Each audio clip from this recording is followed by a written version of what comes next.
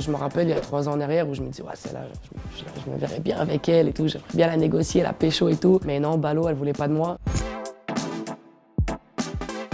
Alors non, Maeva Guénam n'est pas dans mon clip. Sa sosie peut-être, mais elle non. C'est mes équipes qui l'ont trouvée, c'est une figurante qui est en agence et ça s'est fait comme ça, naturellement. Et après, c'est quand j'ai fait le TikTok et tout, je me suis rendu compte, je me dis mais on pourrait croire que c'est Maeva Guénam, mais de chez Wish. Non, je rigole. Faux. J'ai 1,8 million. Au début, en fait, on va pas se mentir, je pense que les artistes, les footballeurs, toutes les personnalités un peu publiques, ils attendent que ça en fait. Se dire, mais attends, je vais sortir, est-ce que ça va me demander une photo? Parce qu'au final, c'est un peu la récompense du travail. Quand il y a quelqu'un qui vient et qu'il est là, il tremble ou qu'il a la joie dans ses yeux à te demander une photo, tu te dis, ah ouais, au final, tout le travail, les heures passées au studio, la concentration, et bah ça paye. Et c'est comme ça que ça nous paye au final. C'est comme ça qu'on se rend compte que ouais, on plaît aux gens et on fait pas tout ça pour rien. Je dirais vrai parce que 80% de mes titres, c'est du love. Après, j'essaye beaucoup de jouer sur le côté rythmé, donc d'amour, je sais pas. C'est un mélange un peu du genre en France, pour donner l'exemple de Jul, par exemple, donc du son assez rythmé où des fois, il peut avoir des mots un peu plus familiers. D'un autre côté, aussi très très love. Et moi, je pense que c'est ce qui plaît et c'est ce qui me fait réussir à l'heure d'aujourd'hui.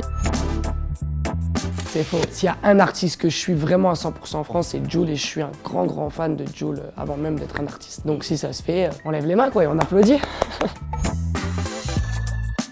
Non, c'est faux. Ma femme me soutient et me suit dans tout ce que je fais musicalement. Elle est pas trop jalouse. Si je dirais que non, je serais un mytho. Parce qu'à chaque fois que je rentre, c'est interrogatoire. Mais après, voilà, je peux la comprendre. Moi, si elle ferait ça, je deviendrais fou. Alors en fait, je l'ai rencontrée au Portugal. Je devais aller me faire tatouer dans un salon de coiffure qui est salon de coiffure et tatouage. J'ai croisé en fait la nana, là, la coiffeuse, et je me suis dit, attends, d'habitude, c'est toujours les mecs, ses collègues qui me coupent. Celle-là, c'est une nouvelle, faut que j'essaye d'y aller. Donc du coup, j'ai fait genre que j'avais besoin de me faire tracer la barbe alors que tout le monde sait que j'ai pas de barbe. Et après, j'ai profité un peu avec la certification. J'ai dit, allez, je vais mettre une story, elle a repartagé. Après, là, j'ai attaqué.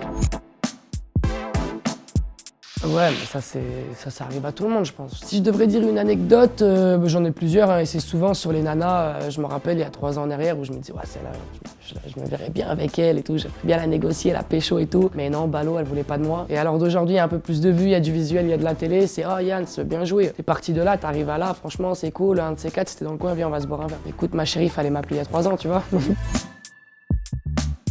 Elle les connaît mieux que moi, ma fille. Toutes les vidéos TikTok qu'elle fait avec moi, c'est elle qui les demande. Hein. Moi, je l'ai jamais forcé. De base, je voulais pas trop afficher. J'étais pas trop pour les gens qui affichent leurs enfants, etc. ou leur famille. Je vais vous dire la vérité, si je refuse de faire un TikTok avec elle, elle pleure. Au début, je me suis dit, ok, je vais le faire, je vais le mettre en brouillon. Sauf qu'elle est pas bête. Elle a 5 ans et elle sait que c'était pas partagé. Parce qu'à chaque fois, elle me dit, quand elle rentre chez sa mère, hey, papa, t'as pas partagé la vidéo là.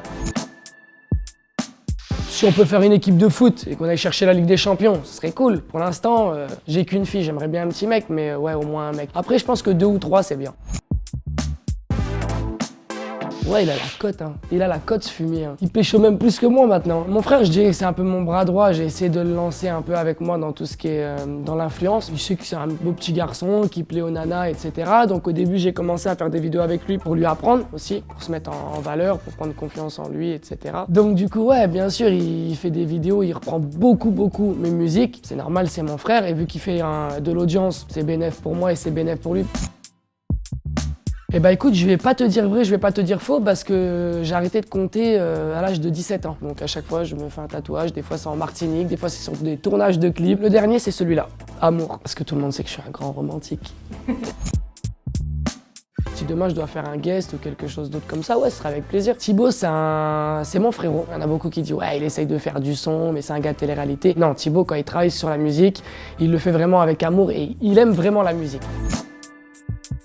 Elle est pas mal cette question, je l'aime bien. Alors chroniqueur, c'est pareil, je te dirais peut-être dans 5 ans, si ma carrière marche plus, me mettre à côté de Cyril Hanouna, ouais, avec plaisir, je le kiffe, c'est mon frérot aussi. Mais pour l'instant, non. Pour l'instant, je suis dans la musique, je suis pas chroniqueur. Je laisse chacun son travail.